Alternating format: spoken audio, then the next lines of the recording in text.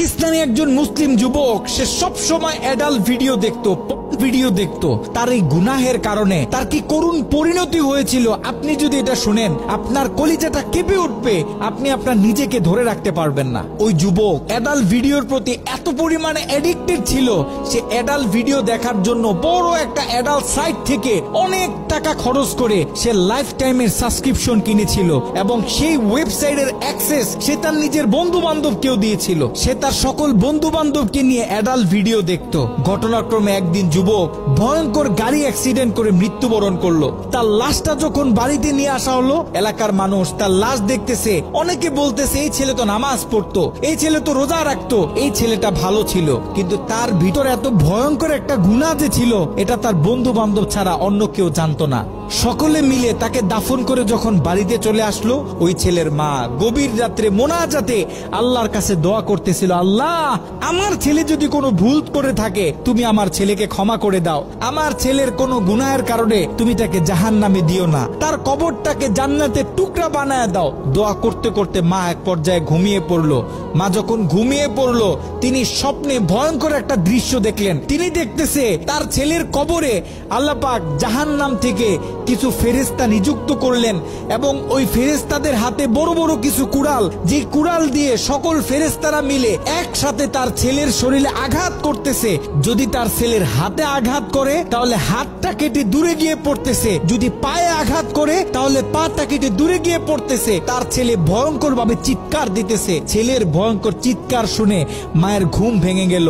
মা উঠে আবার তাহাজ্জুদ নামাজের জন্য প্রস্তুতি নিলেন, আল্লাহ তাআলার কাছে দোয়া করতেছেন।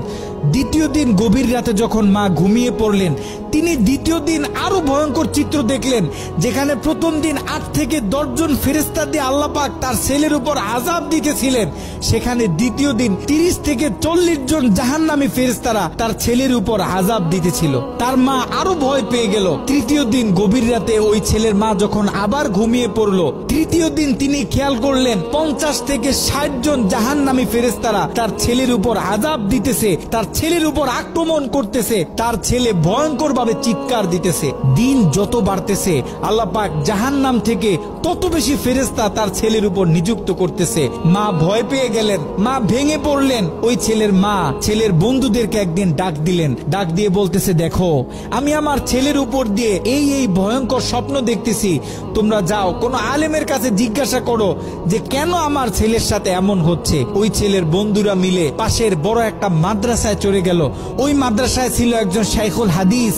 তার কাছে গিয়ে যখন পুরো স্বপ্নটা ব্যাখ্যা করা হলো, শাইখুল হাদিস স্বপ্নটা শুনে তিনি থরথর করে কাঁপতেছিলেন। শাইখুল হাদিস ওই ছেলের বন্ধুদেরকে জিজ্ঞাসা করতেছে, তোমাদের বন্ধু দুনিয়াতে থাকা অবস্থায় এমন কি কোনো গুনাহ করত যেই গুনাহ তার মৃত্যুর পরে এখন অন্য মানুষ করতেছে? তখন ওই ছেলের বন্ধুগুলো মাথাটা নিচের দিকে আসামির মতো দিয়ে চোখের পানি ছেড়ে বলতেছে, হ্যাঁ আমাদের বন্ধু এমন একটা গুনাহ করত যেই গুনাহটা সে পৃথিবী থেকে চলে যাওয়ার পরেও এখন আমরা করতেছি, আমাদের থেকে অন্য মানুষেরা করতেছে, তাদের থেকে অন্য মানুষেরা করতেছে।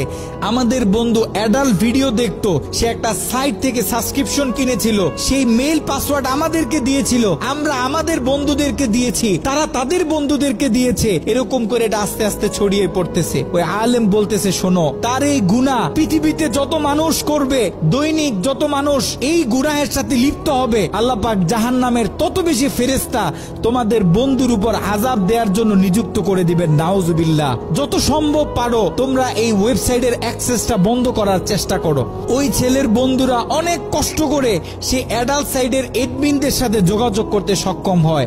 তারা সেই এডমিনদেরকে জানায়, এই অ্যাকাউন্টের যে মালিক সে গত কয়েকদিন আগে মারা গেছে, আমরা চাই এই অ্যাকাউন্টটা চিরদিনের জন্য বন্ধ করে দেয়া হোক। কিন্তু সেই এডমিন প্যানেল থেকে সেই ছেলের বন্ধুদেরকে জানানো হলো যে এটা কোশ্চিন কালেও সম্ভব না, কারণ আমাদের থেকে যারা লাইফ টাইম সাবস্ক্রিপশন নেয় তারা হচ্ছে আমাদের প্রিমিয়াম কাস্টমার, আমরা তাদেরকে হাই সিকিউরিটি দিয়ে থাকি। তারা যখন আমাদের থেকে কোনো প্যাকেজ নেয়, আমাদের থেকে কোনো অ্যাকাউন্ট নেয়, আমরা তখন তাদেরকে মেইল দিই, পাসওয়ার্ড দিই এবং আমরা তাদের হাতের ফিঙ্গার নিয়ে থাকি। আপনারা হয়তোবা তার অ্যাকাউন্টের মেইল পাসওয়ার্ড দিতে পারবেন, কিন্তু তার হাতের ফিঙ্গার তো আর আপনারা দিতে পারবেন না। তার হাতের ফিঙ্গার যদি ম্যাচ না করে তাহলে আমরা এই অ্যাকাউন্ট অফ করতে পারবো না। নাউজুবিল্লাহ।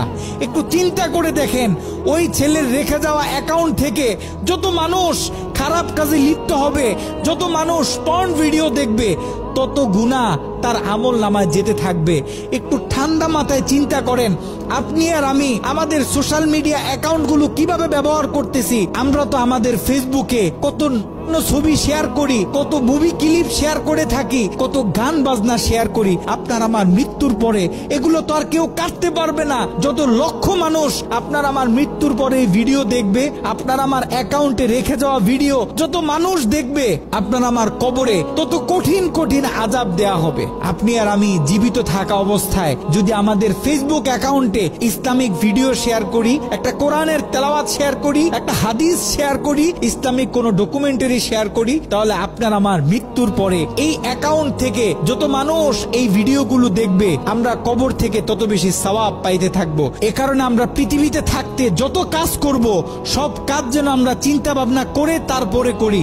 এমন কোনো কাজ করব না যে কাজ আমার মৃত্যুর পরে আমার কবরে আযাব বাড়িয়ে দিবে।